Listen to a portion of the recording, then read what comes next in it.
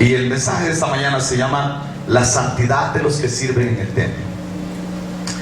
Hemos hablado de que usted y yo fuimos creados, escogidos, santificados y diseñados para ejercer una labor en el templo.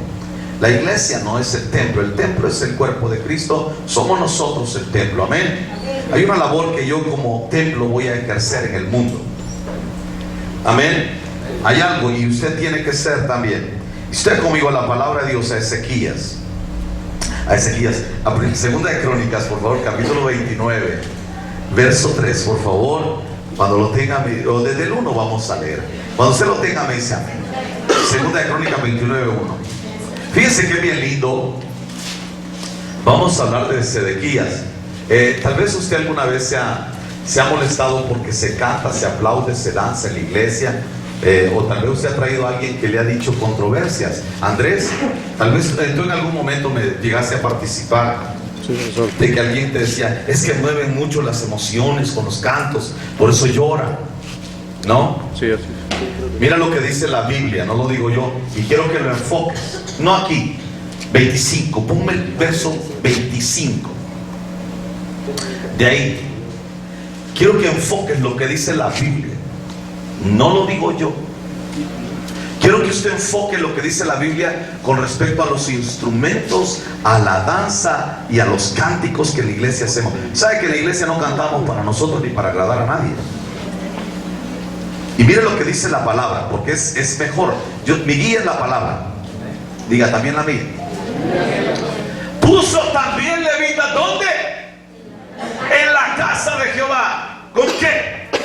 Con címbalos, salterios y arpas.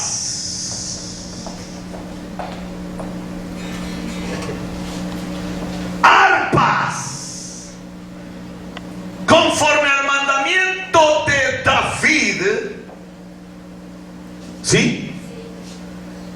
De Gad, vidente del rey y del profeta, ¿quién?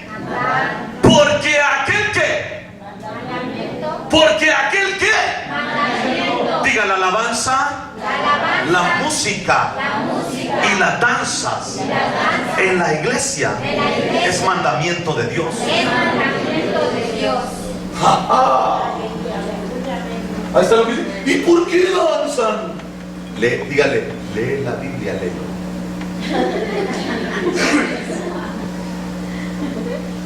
¿Quién lo mandó? ¿Qué fue? Fíjate, nunca lo habíamos visto como mandamiento, ¿no? Ya sabías que decía mandamiento. Hay que conocer esta tarde. Yo también se conocía, no todo lo sé. Dice, mandamiento procedía de Jehová por medio de sus profetas. ¿Sabes que Dios te manda que le cantes y le adores y le dances? ¿Y sabes por qué te lo demanda? Porque Él es rey y quiere que estés contento con su reinado en tu vida. Tú no vienes a ver a alguien muerto, tú no vienes a adorar a un ídolo de yeso. Tú vienes a celebrar al creador del cielo, de la tierra y de todo lo que existe. ¿Y qué celebras? Que antes vivías en tinieblas, pero ahora le conoces en su luz y poder admirable. Y Él te manda que seas feliz.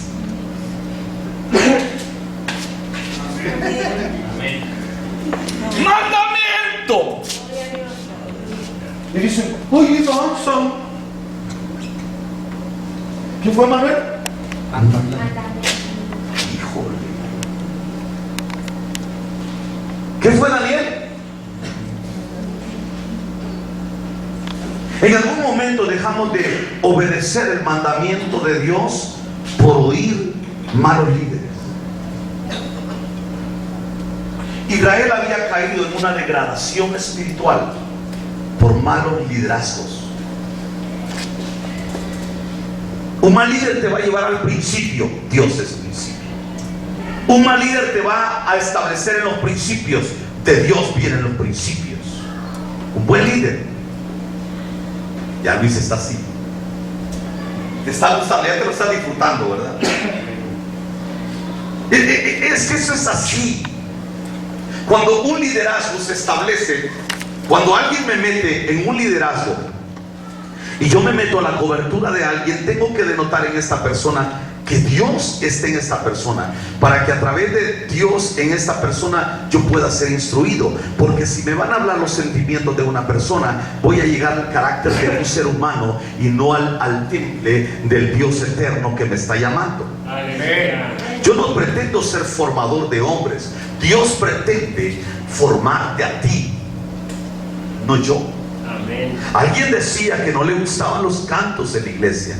Pues qué mala onda para él, porque no eran para él, eran para Dios, y son para Dios, porque es un mandamiento de Dios. Entonces el hombre líder tiene que establecer principios. Dios es principio. Israel cayó en una degradación espiritual. Israel vino en una decadencia terrible, fruto de un mal líder.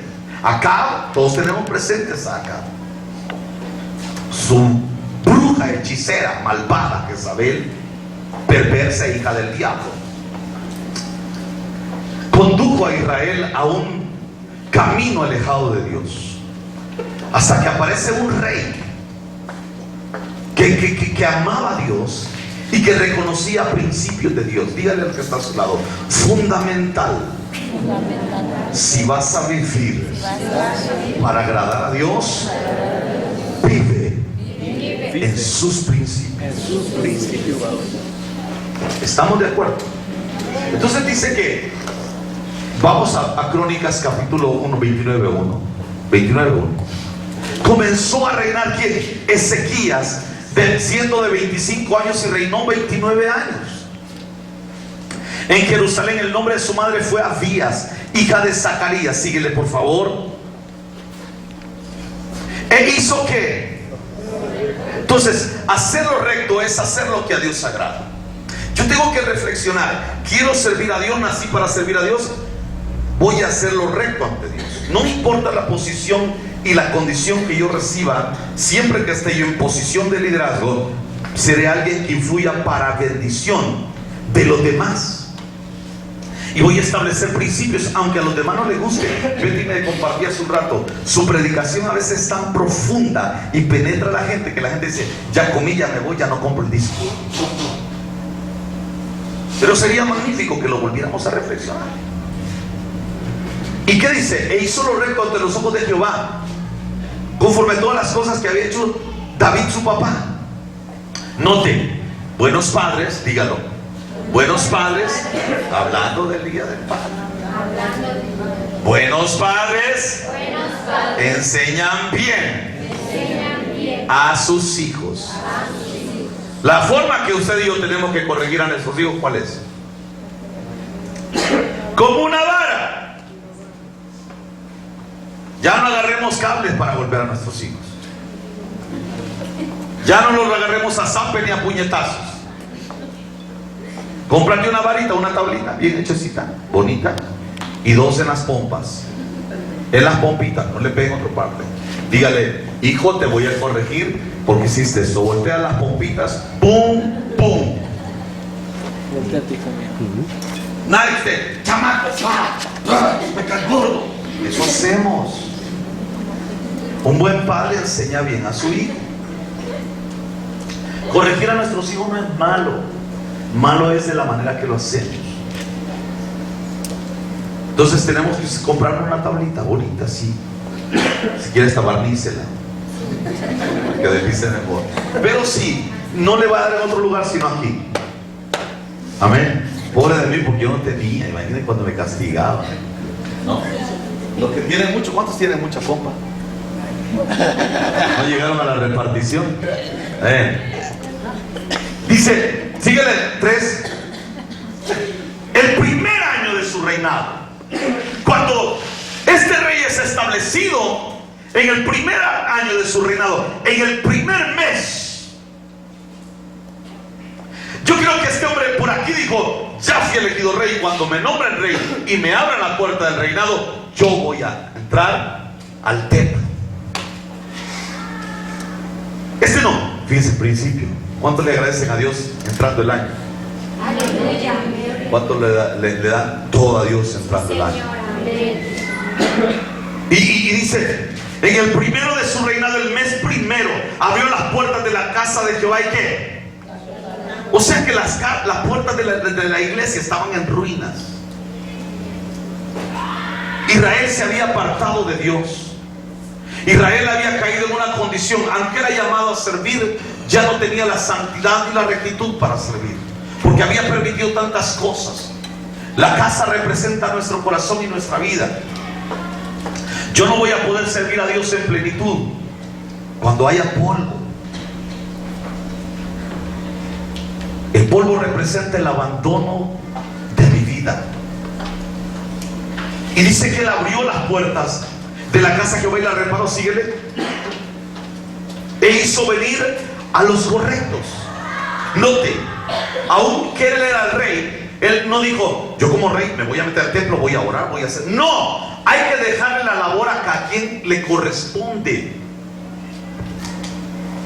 Dígale al que está a su lado, no usurpes. Y levitas. Y lo reunió en la plaza oriental. Síguele. Y les dijo, óiganme, han dejado de vivir en santidad, santifíquense. Santifíquense. Ustedes son llamados a servir a Dios, pero han dejado de vivir en la santidad y se han apartado de vivir en la santidad para vivir una vida sin santidad. Y hoy les digo, ustedes tienen una posición. Tú tienes un llamado, tú naciste para un propósito. Hoy te digo, naciste con un designio del cielo. Tú naciste con un llamamiento. Eres levita, eres sacerdote, eres ministro, eres llamado. O sea, usted y yo, acuérdense lo que hablamos la semana pasada. ¿Para qué nacimos? ¿Fuiste creada para qué? ¿No veniste la semana pasada? Híjole, ¿quién se acuerda de lo que prediqué la semana pasada? A ver, Felisa. Llamados con un propósito para hacer en esta tierra. No fundamenté mucho y el mensaje. Fundamenté mucho el mensaje acerca de cómo Dios nos había creado en el vientre de la madre, nos había dado carácter, una forma de ver, una forma hasta de conocer el Señor. En ese temple que Dios nos dio, aún así como nuestro Señor se puso, Dios nos dio un carácter para ser lo que somos. Dios sabía que Él iba a ser mecánico. Esas fueron y son las habilidades naturales que Dios le dio a Él. Ese es mecánico, ¿no? Amén. Pero las habilidades espirituales que Dios le dio también tienen que ver con su personalidad. También tiene que ver con su forma de ver. Yo se lo decía la semana pasada. Hay gente que piensa que mi mirada es muy pesada. Y varios decían que sí. Tú no, ¿verdad? Tú dices que yo soy buena gente. Ah, no, sí. Ah, tú. Pero aún mi voz fue creada con un propósito, me fue dada con un propósito. No nací por accidente con esa voz. Ni siquiera fui a una escuela para ser un buen orador. Si yo hubiera pasado homilética, me hubiera llegado a la dormilética, porque yo no sirvo para la homilética. ¿Por qué? Porque yo rompo las normas de la homilética, ¿no? La norma de la homilética es quédate parado, no gesticules mucho, quédate quieto, habla poco, no, que esto se firme, mira la gente. Entonces yo ando por todos lados. Pobre Andrés, ¿no? Ahí está. Entonces Dios nos creó con un diseño especial para hacer algo. Tú y yo nacimos para hacer algo. Dios te dio unas características. Este hombre Ezequiel dice, yo soy rey, pero yo no puedo ser rey sin el verdadero rey. Y él va y llama a los correctos y dice, ustedes son levitas. ¿Sabes que Dios sabe por qué naciste en Nanchital a la hora que naciste? Tienes el calor de cabello que tienes, la familia que tienes. Dios lo sabe. ¿Por qué? Porque los levitas nacieron bajo la descendencia de Leví, porque Dios tuvo un propósito con los levitas. No se es por accidente. Se es porque Dios determinó que fuéramos así. ¿A quién no le hubiera gustado ser hijo de Donald Trump? Aquí. Cuando ves a la Paris Hilton, las mujeres dicen: ¡qué envidia! ¿No? Quisiera hacer los desmanes que la Paris Hilton hace, ¿no? Pero la Paris Hilton, o Paris Hilton nació para ser nieta de un gran hombre de Dios. ¿Tú te acuerdas de esa historia? La estudiaste, ¿verdad? Impactante. ¿Usted sabe que el abuelo de Paris Hilton era un cristiano?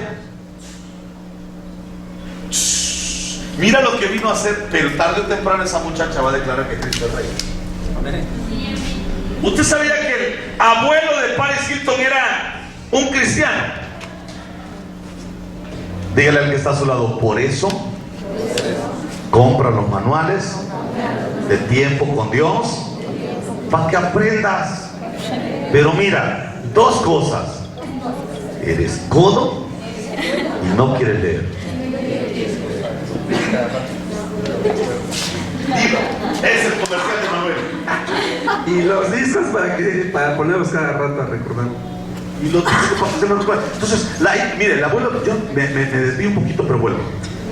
El abuelo de Paris Hilton vivió una crisis económica, pero él siempre soñaba con tener un hotel. Y él pidió prestado y compró un hotel, pero ese hotel fue un fracaso y vino crisis. Y él le oró a Dios y dijo: Señor, ¿qué hago?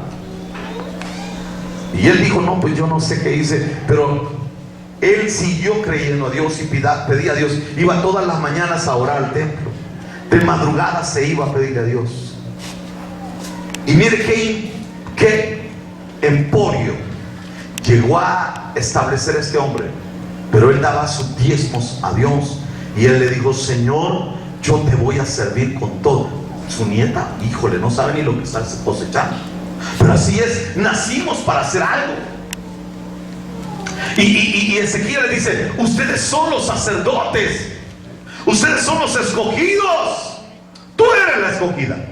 Tú Enrique, ustedes son, le dice, ustedes tienen algo que hacer. Santifíquense. ¿Por qué? Porque le dice: note la condición de la casa de Dios. ¿Sabes, Ollita? Antes de decirle la condición de la casa de Dios, le dice la condición en que están. ¿Por qué? Porque yo no puedo ver a Dios si no me veo a mí primero. Dice la palabra de Dios: acérquense a Dios. Pero dice la palabra de Dios en Isaías: purifíquense, límpiense. Acérquense a mí y yo me acercaré a ustedes.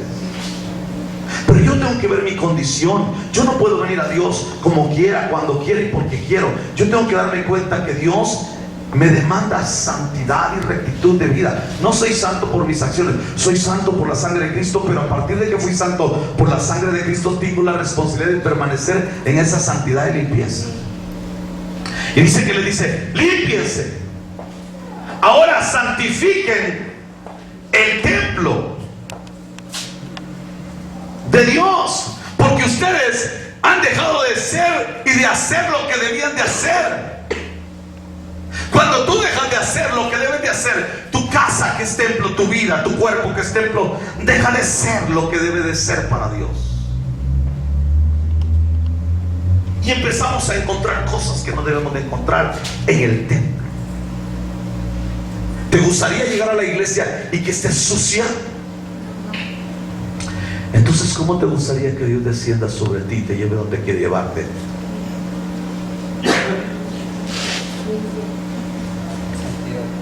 Santidad. ¿Te gustaría llegar a la iglesia y encontrar papeles, telaraña? Ahora le voy a decir lo que es la telaraña: polvo, basura del abandono. ¿Por qué? Porque la iglesia, la casa de Dios, estaba abandonada. Hace muchos años yo abandoné mi vida y mi cuerpo, me abandoné a comer y a darme todo lo que quería, y terminé bien gordo. Y cuando me empecé a preocupar y a darme cuenta que cuánto daño me había hecho, porque estaba yo gordísimo, dije: wow. Y ahora cuando veo las carnitas, digo, cuando hay cosas que veo, por ejemplo el queso Filadelfia, qué rico, pero cuánta grasa.